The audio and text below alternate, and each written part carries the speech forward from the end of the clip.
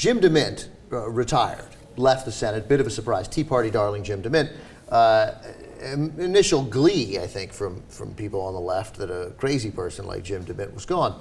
Nikki Haley, the governor of South Carolina, names his successor. Has she done this formally yet, or has that not happened yet? I think he has. Yeah, she has. Yes. She's named his successor, not just going to name it. It was widely speculated. Now she's gone ahead and named Congressman Tim Scott to the seat, who was on the Charleston County Council. I actually worked in Charleston and interviewed him back when he was sort of a rising. You sensed that he's a reasonable guy then? He seemed like a reasonable guy. I also sensed he was a rising star, but there weren't those crazy issues then. You know, there were great issues, though, in Charleston on the school board and the county council, like there'd be Black History Month in February, and then the nut job would always want White History Month? March to be White History Month. Every year they went through that. Yeah? nonsense Oh, in Charleston. wow. Okay. So Tim Scott is named to the Senate, and look, we got a picture of Tim Scott. There he is. There you go. In case you can't tell, Tim Scott is a black person, and he's a Republican. And so this is the Republican effort to sort of, this is the new Republican Party. Right. Hey, we got our ass kicked, nobody voted for us, but we got guys like Tim Scott. People didn't vote for Mitt Romney because he was white, right? That's not why people didn't vote for him. Then that's kind of, again, I remember when Barack Obama won in 2008, the Republican Party immediately put Michael Steele in charge of the GOP, of the chairman of the RNC. So, and that didn't work. Don't you believe that on November 6th, Michael Steele was like, fuck these guys. They voted for Obama. I totally think Michael Steele voted for Obama. I think so too. Okay. So anyway, Tim Scott, but here's the thing about Tim Scott. Tim Scott is Jim Demint, but younger. That's it. This is the same guy. So here's some of Tim Scott's positions. And it again shows what the issue that Republicans had is not an issue of how the party looks.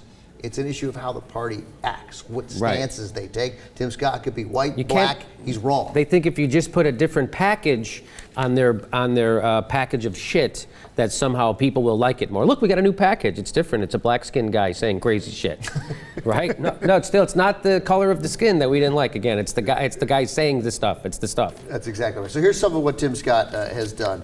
The debt ceiling was so outrageous to him, the idea of raising the debt ceiling, which caused the United States credit rating to be lowered for the first time in a billion years. Yes. Right? No reasonable economist thought we shouldn't raise the debt ceiling, but Tim Scott thought we should go ahead and impeach the president. Impeach the president. So here's, you'll take a look. He floated impeaching Obama over the debt ceiling.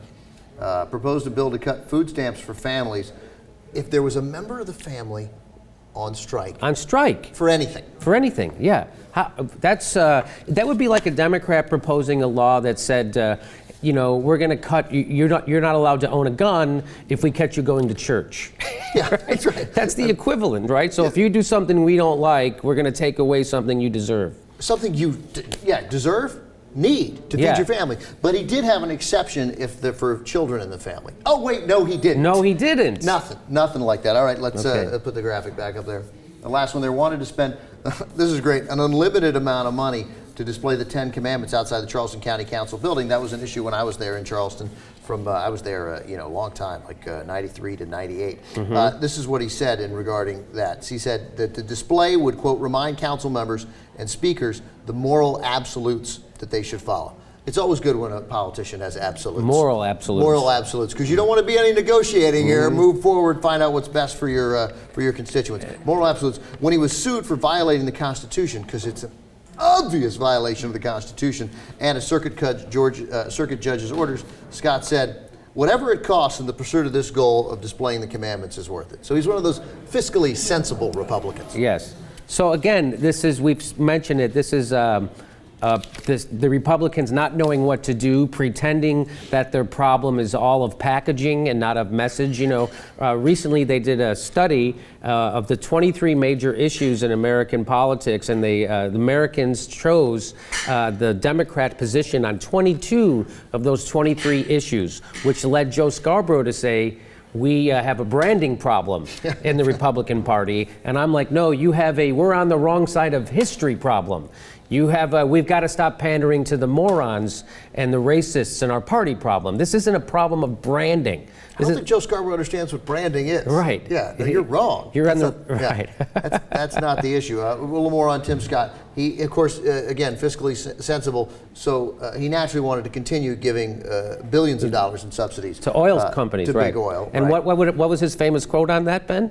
Do you remember? Oh yeah, when he was asked about it, about look, we're in this sort of financial crunch, we're looking for things to cut, maybe these oil subsidies shouldn't go through. To the richest companies in the world. Right? Is this a fair, equitable way to go about business? He says, fair is a relative word. There it is. That's what he said. While voting for billions in subsidies to the richest companies in the world, he says fair is a relative word. Now, okay. And then this last one is actually the most frustrating to me, because the fact that AIDS is not the scourge that it seemed to be 25 years ago. It's still there. It is still not cured. It's still contagious. Right. And can still be fatal.